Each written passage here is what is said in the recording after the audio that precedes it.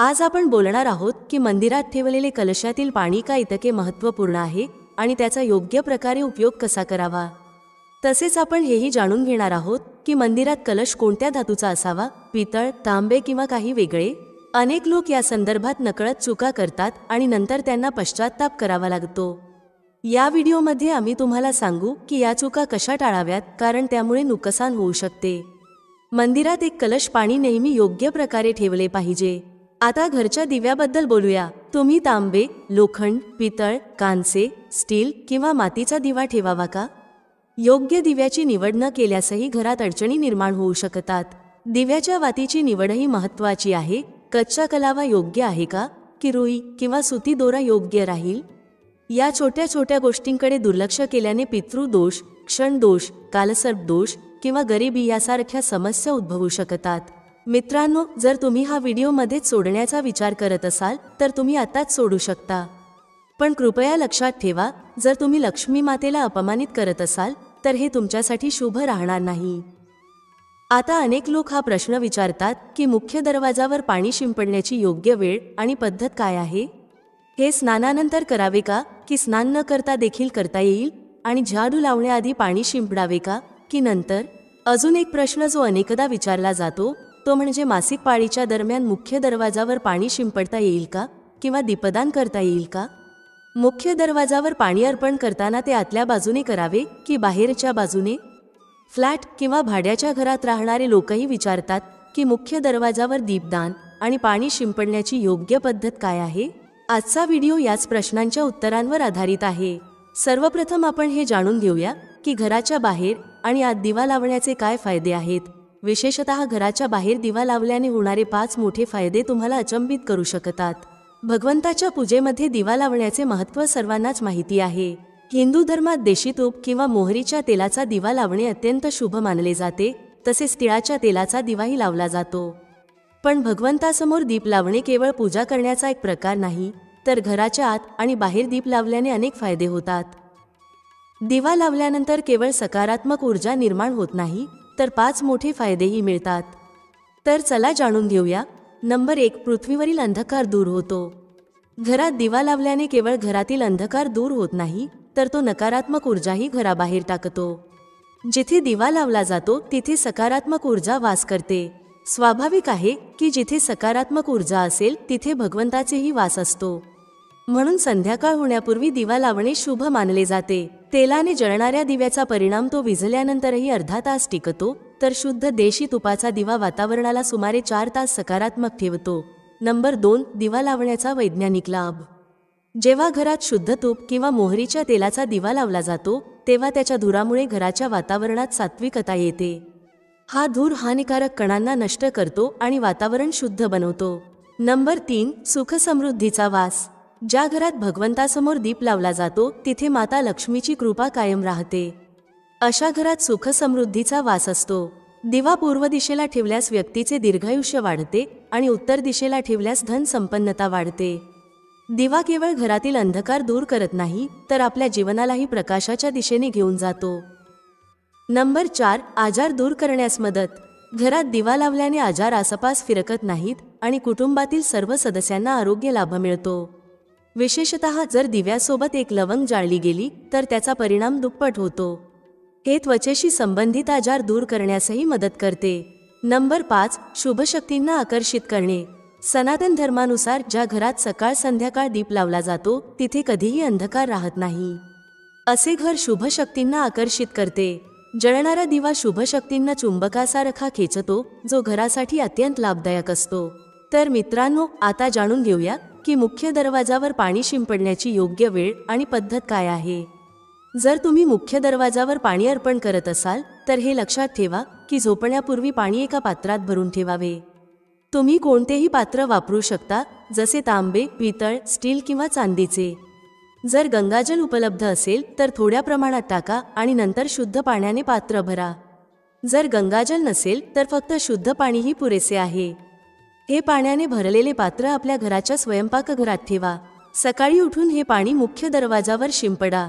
मुख्य दरवाजावर सकाळी सर्वप्रथम शिंपडलेले पाणी घरातील सर्व समस्यांना दूर करते। जर तुम्ही नकारात्मक ऊर्जा, मानसिक त्रास, आर्थिक तंगी किंवा वास्तुदोषाने त्रस्त असाल तर हा उपाय तुमच्या मदतीला येईल. स्वयंपाकघरात ठेवलेले पाणी मुख्य दरवाजावर शिंपडल्यास तुमच्या घरातील अडचणी दूर होऊ शकतात. हा उपाय केवळ वास्तुदोष आणि पितृदोष दूर करत नाही, तर तंत्र मंत्र किंवा वाईट नजरेच्या प्रभावालाही संपवण्यास मदत करतो. हा उपाय नियमित केल्याने घरात सुख समृद्धी राहते आणि आजारांपासूनही मुक्तता मिळते. हे पाणी सूर्योदय होण्यापूर्वी मुख्य दरवाजावर शिंपडले पाहिजे. जर सूर्योदयानंतर तुम्ही मुख्य दरवाजावर इतर पाण्याने स्वच्छता करू इच्छित असाल तर ते अडचणीचे नाही, परंतु हे विशेष पाणी सूर्योदयाच्या आधीच शिंपडले पाहिजे. आता अनेक लोक विचारतात की हे पाणी शिंपडण्यापूर्वी स्नान करणे आवश्यक आहे का, की न स्नान करताही हे करता येईल? पहा, आपण जे पाणी सकाळी मुख्य दरवाजावर शिंपडतो ते एक महत्त्वपूर्ण उपाय आहे. ते स्नान केल्यानंतर करणे आवश्यक नाही. सकाळी लवकर उठून सर्वप्रथम स्वयंपाकघरात जा आणि आधीच ठेवलेले पाणी घेऊन मुख्य दरवाजावर जा. मुख्य दरवाजा उघडा आणि हे पाणी शिंपडा. पाणी शिंपडताना आपल्या पितरांचे आणि माता लक्ष्मीचे स्मरण नक्कीच करा. असे म्हणतात की सकाळ सकाळी माता लक्ष्मी प्रत्येक घराच्या दरवाजावर येतात. ज्या घरांचे दरवाजे उघडे असतात आणि जिथे पाणी शिंपडले गेलेले असते तिथे माता लक्ष्मी प्रवेश करतात.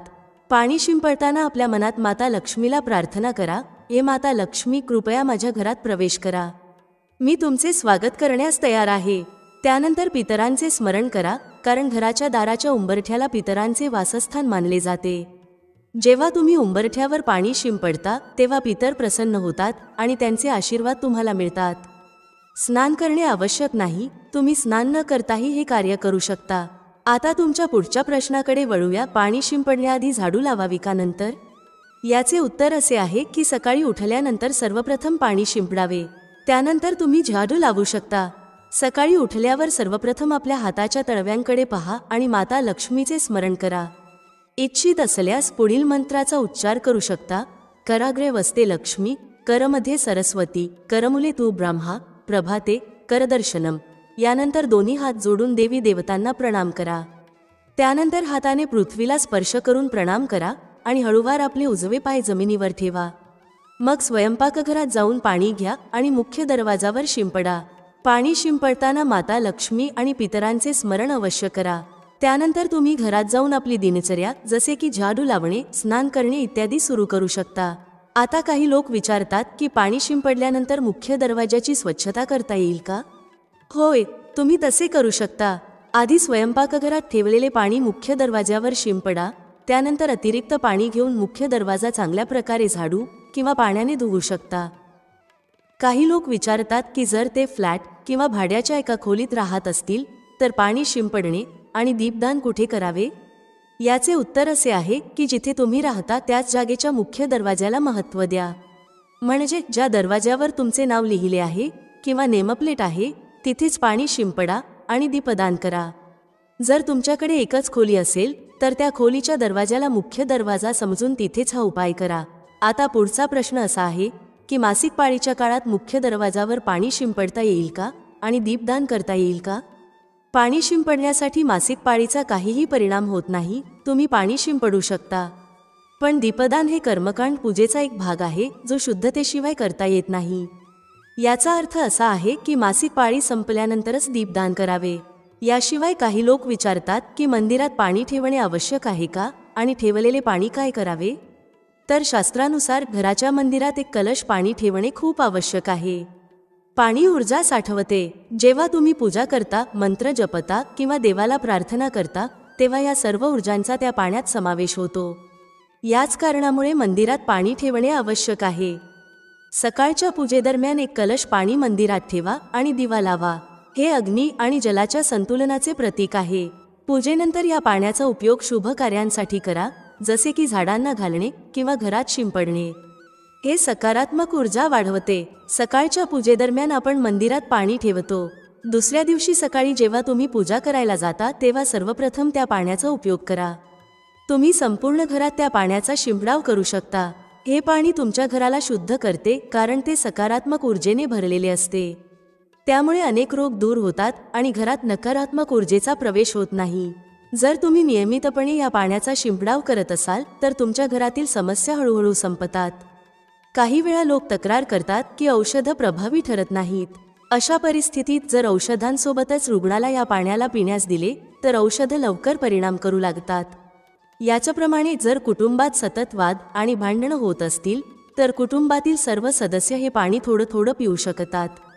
त्यामुळे हळूहळू सकारात्मक विचारांचा प्रवाह सुरू होतो आणि घरात शांती आणि सामंजस्य निर्माण होते. जर तुमचा कोणताही व्यवसाय किंवा दुकान असेल तर या पाण्याचा थोडासा शिंपडाव तिथेही करा. हे तुमच्या व्यवसायाला यशस्वी बनवते आणि कोणत्याही अडचणींपासून वाचवते, कारण हे पाणी अत्यंत सकारात्मक ऊर्जेने भरलेले असते. आता समजून घेऊया की मंदिरात पाणी का ठेवले जाते. पाणी हे अमृत मानले जाते आणि ते देवी देवतांसाठी विशेष महत्त्वाचे असते. मंदिरात एक कलश पाणी ठेवणे तितकेच आवश्यक आहे जितके तुम्ही दररोज अन्न ग्रहण करता.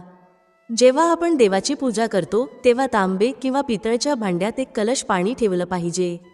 हे पाणी समुद्रासारखे असते आणि आपल्या जीवनातील दुःख संपवण्यास मदत करते. जर एखादा व्यक्ती देवाला दररोज अन्न अर्पण करू शकत नसेल तर तो मंदिरात एक कलश पाणी ठेवू शकतो, ज्यामुळे त्याची पूजा पूर्ण होते, जेणेकरून देव ते स्वीकारू शकतील. आणि हे पाणी प्रसादाच्या स्वरूपात दुसऱ्या दिवशी सकाळी तुम्ही प्रसाद म्हणून ग्रहण करा. पण लक्षात ठेवा, मंदिरात ठेवलेले पाणी कधीही तुळशीला अर्पण करू नये, कारण हे पाणी सर्व देवी देवतांनी स्वीकारलेले असते. होय, जर तुमच्या घरी बाळकृष्ण किंवा राधाकृष्ण असतील आणि तुम्ही त्यांच्यासाठी एक कलश पाणी अर्पण करत असाल तर तुम्ही दुसऱ्या दिवशी म्हणजे सकाळी ते पाणी तुळशीला अर्पण करू शकता. मंदिरात ठेवलेले पाणी दुसऱ्या दिवशी म्हणजे सकाळी आपले डोळे धुण्यासाठी वापरावे. त्यामुळे डोळ्यांची दृष्टी सुधारते आणि डोळ्यांचे आजार दूर होतात. शास्त्रानुसार जे लोक मंदिरात एक कलश पाणी भरून ठेवत नाहीत त्यांच्या घरात अकाळ पडतो, घराची परिस्थिती बिघडते, कुटुंबात संकट येतात आणि गरिबीला सामोरे जावे लागते. तुम्ही इच्छित असल्यास एका कलश पाण्यात फुलं वगैरे घालून ठेवू शकता, जे खूप शुभ मानले जाते. मंदिरात ठेवलेल्या पाण्याचा आणखी एक उपयोग म्हणजे ते घराच्या स्वयंपाकघरात स्वयंपाकासाठी किंवा पिण्यासाठी वापरले जाऊ शकते. पण हे पाणी तेव्हाच वापरावे जेव्हा तुमच्या घरी सात्विक अन्न शिजवले जात असेल. जर लसूण किंवा कांद्याचा वापर होत असेल तर या पाण्याचा वापर स्वयंपाकासाठी करू नये. हे पाणी कुटुंबातील सर्व सदस्य थोड्या प्रमाणात पिऊ शकतात आणि उरलेले पाणी तुम्ही घरातील झाडांना घालू शकता. हे पाणी व्यर्थ जात नाही, याचे अनेक उपयोग आहेत. जर आपण योग्य प्रकारे याचा उपयोग केला तर हे आपल्या जीवनातील अडचणी सोडवू शकते. मंत्रांनी अभिमंत्रित केलेले पाणी खूप शक्तिशाली असते आणि आपल्या घराच्या मंदिरात ठेवलेल्या पाण्यात देवतांचे आशीर्वाद असते, कारण ते नेहमी देवतांच्या जवळ असते. या पाण्यात सर्व सकारात्मक शक्ती समाविष्ट असतात आणि जर आपण त्याचा योग्य वापर केला तर हे आपल्या जीवनात सकारात्मक बदल घडवू शकते. याचा अर्थ असा की जर तुम्ही हे पाणी पिण्यासाठी, स्वयंपाकासाठी आणि घरात शिंपडण्यासाठी वापरत असाल तर त्यामुळे आपल्या समस्या दूर होतात. आणि जर कोणतेही कार्य नियमितपणे केले गेले तर त्याचा नक्कीच फायदा होतो. कधी कधी केल्याने त्याचा परिणाम लगेच दिसणार नाही, पण जर तुम्ही नियम केला की रोज याच पाण्याने घरात शिंपडाव करायचा आहे, प्रत्येक घरातील सदस्याला थोडे थोडे पाणी प्यायला द्यायचे आहे, उरलेले पाणी झाडांना घालायचे आहे, दुकानात शिंपडायचे आहे, व्यावसायिक ठिकाणी शिंपडायचे आहे, मुलांच्या पुस्तकांवर आणि तिजोरीत शिंपडायचे आहे, तर तुम्हाला नक्कीच चमत्कार दिसेल. याच्याप्रमाणे जे स्वयंपाकघरात ठेवलेले पाणी असते त्याचे काही थेंब तुम्ही तुमच्या घराच्या मुख्य दरवाजावर ठेवा, तर त्याचा फायदा लवकरच दिसून येईल. पण हे आपल्या दिनचर्येत समाविष्ट करावे लागेल आणि दररोज नियमाने हे कार्य करावे लागेल, तेव्हाच त्याचा पूर्ण लाभ मिळेल. अनेक लोक विचारतात की मंदिरात ठेवलेले पाणी दुसऱ्या दिवशी घेतले असता त्यामध्ये कधी कधी किडे पडतात, तर आपण त्यावर झाकण ठेवू शकतो का? होय, तुम्ही पूजेनंतर त्याला प्लेट किंवा वाटीने झाकून ठेवू शकता. जेव्हा तुम्ही दुसऱ्या दिवशी हे पाणी उचलाल तेव्हा ते पूर्णपणे शुद्ध आणि स्वच्छ असेल. तुम्ही या पाण्याचा कोणत्याही कार्यासाठी वापर करू शकता. जेव्हा तुम्ही घराच्या मुख्य दरवाजावर पाणी शिंपडता तेव्हा गणपती बाप्पांचे ओम गंग गणपतये नमः हे मंत्र नक्की बोला. आणि जसे आम्ही तुम्हाला व्हिडिओमध्ये सांगितले आहे त्याप्रमाणे समजून घेऊन आपल्या घराच्या मुख्य दरवाजावर पाणी शिंपडा. आता समजून घेऊया की दिवा कोणत्या धातूचा असावा, लोखंडाचा, तांब्याचा, पितळेचा, कांस्याचा, स्टीलचा किंवा मातीचा. शेवटी घरात कोणता दिवा ठेवणे शुभ मानले जाते? जर चुकूनही घरात चुकीच्या धातूचा दिवा ठेवला गेला तर संपूर्ण घर अस्थिर होईल, कंगाल होईल आणि नाश होईल. पहा, स्टीलच्या दिव्यामध्ये पूजा केल्याने शनिदेव अप्रसन्न होतात. लोखंडाच्या दिव्यात पूजा करू नये, कारण यामुळे घरात गरिबी येते. बाजारात आकर्षित करण्यासाठी काचेचे दिवेही आले आहेत, पण चुकूनही घरात काचेचा दिवा आणू नका, नाहीतर राहू केतू तुमच्या घरात येऊ शकतात आणि घर उद्ध्वस्त होऊ शकते. काचेचा दिवा शनी आणि राहूला अप्रसन्न करतो. तांबे, पितळ आणि मातीचा दिवा धनाची देवी लक्ष्मीला आकर्षित करतो.